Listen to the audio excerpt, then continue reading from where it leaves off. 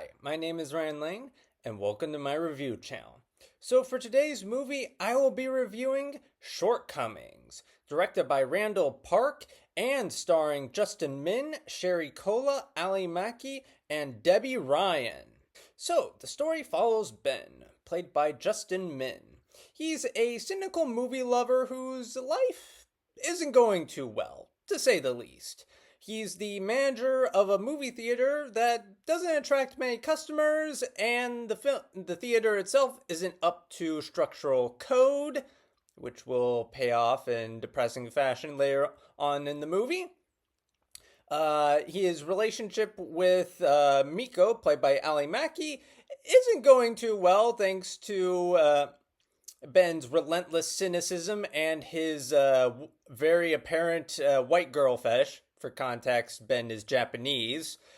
And so, because of all these factors and more, Miko decides to take an internship out in New York for 3 months, during which Ben will learn a few things about himself while also just talking about his life and with his equally depressed and somewhat sexually frustrated best friend, Alice, played by Sherry Cola. So the writing is hilarious and is practically a bona fide gift from heaven for film nerds everywhere. Every film topic is covered that possibly exists, and no stone is left unturned. Love talking about how Snowpiercer is a secret sequel to Willy Wonka and the Chocolate Factory? Done. Love watching people watch movies?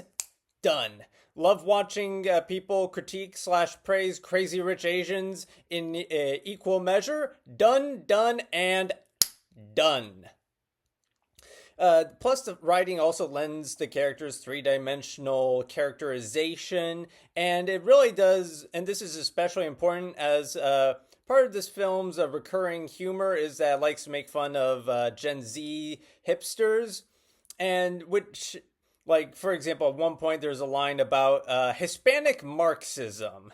So, yeah, it's that kind of movie. But thankfully, the film does, unlike other movies I've seen where the joke feels too broad and too two-dimensional, the film does lend these hipsters a lot of humanity and pathos. Like, Ben, in very characteristic fashion, he makes cynical remarks. And these characters are, they're genuinely hurt and even call him out on it. So I feel like that's something I really enjoyed there. Kind of gives them some humanity. That way they avoid being complete caricatures.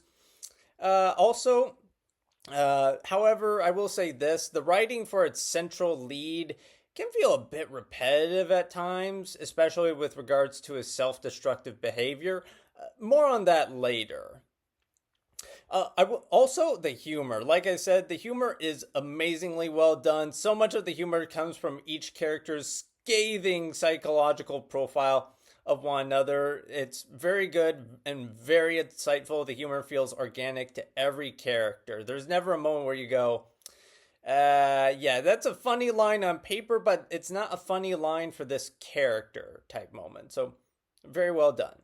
So the performances for the cast are well done, from the supporting cast to the main trio of leads for this movie. Like I said, the characters portraying the hipsters are very well rounded in characterization. They never feel too hipster. They don't feel like a boomer definition of what the kids are like these days, if you get what I mean.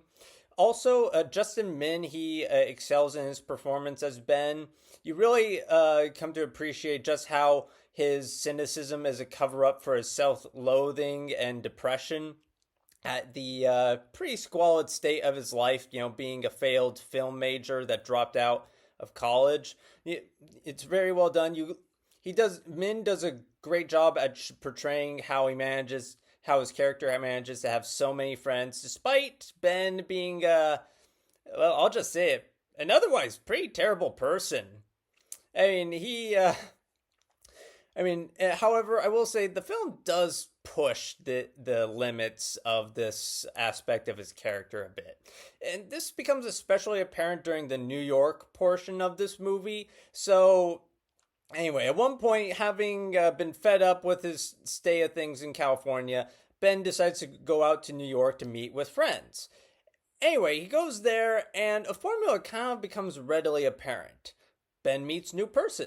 Things go well at first. Ben says something either wildly sexist, racist, or homophobic, sometimes all three at once, and then he is left to try and salvage the mess that he himself created. I mean, fortunately, the character does have character development, but I don't know. Maybe perhaps the character could have learned his lessons in a few less scenes than the film has. I don't know. Perhaps it's a pacing issue. Again, like I said, a very well done character. Just maybe could have tweaked the characterization just a little bit. Maybe ease off on the cynical edge of his character. I don't know. Of course, they could have just ruined the movie altogether, but hey. The cinematography is also very notable and well done. It does an excellent job of showing how lonely and isolated the character Ben feels. Like, for example, so he's often photographed, lazing about in very opulent apartments, and it's a wide shot that shows just how much the apartment towers over him physically.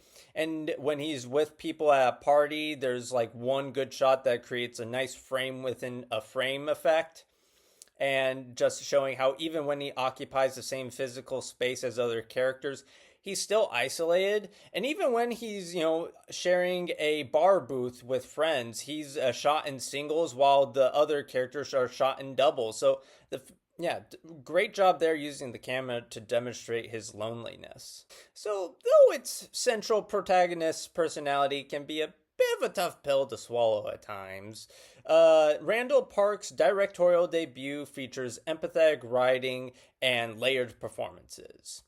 And so with all that in mind, I will be giving Shortcomings 3.5 out of 5 stars. Anyway, thank you for watching. Have a good rest of your day. If you like this review and would like to see more like it, be sure to like and subscribe and leave a comment down below. And for today's comment section prompt of the day, what is your favorite movie starring Randall Park and why?